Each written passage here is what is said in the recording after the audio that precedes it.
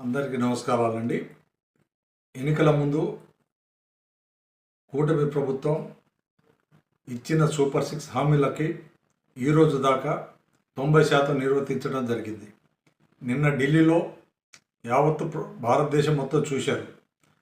అదేవిధంగా కూటమి నాయకుడు ఆంధ్రప్రదేశ్ ముఖ్యమంత్రి నారా చంద్రబాబు నాయుడు గారు, ఐటీ మంత్రి హెచ్ఆర్ మంత్రి లోకేష్ గారు ఇద్దరు ఆధ్వర్యంలో మన గూగుల్ సంస్థ విశాఖపట్నానికి 1,00,000 కోట్ల రూపాయల పెట్టుబడితో గూగుల్ సంస్థని ఏర్పాటు చేయడం జరిగింది.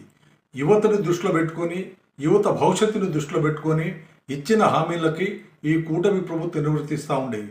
ప్రభుత్వ అధికారం రాగానే 17,000 డిఎస్సి, అదేవిధంగా ఇవాళ వేల కొద్ది మందికి గూగుల్ సంస్థలో ఉద్యోగాలు, అదేవిధంగా వాళ్ళకి ఏ ఉద్యోగం ఆదుకోవాలి ఆ ఆలోచనతోనే ఈ మన ముఖ్యమంత్రి నారా చంద్రబాబు నాయుడు గారు, ఐటీ శాఖ మంత్రి నారా లోకేష్ గారు నడుస్తూ ఉన్నారు.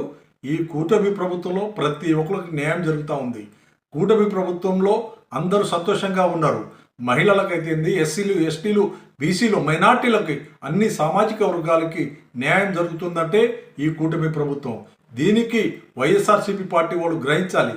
వాళ్ళేదో తప్పుడు ప్రచారం చేస్తే ప్రజలు నమ్మే పరిస్థితిలో ఇవాళ లేరు. గతంలో వీళ్ళు చేసిన దుర్మార్గాలకి ప్రజలు గత ఎన్నికల్లో తీర్పిచ్చారు. ఆ తీర్పును చూసి బుద్ధి తెచ్చుకొని ఇంక మీదట వాళ్ళు నోరు మూసుకుంటే మంచిదని వాళ్ళకి, వైసీపీ వాళ్ళకి నేను హెచ్చరిస్తూ ఉన్నాను.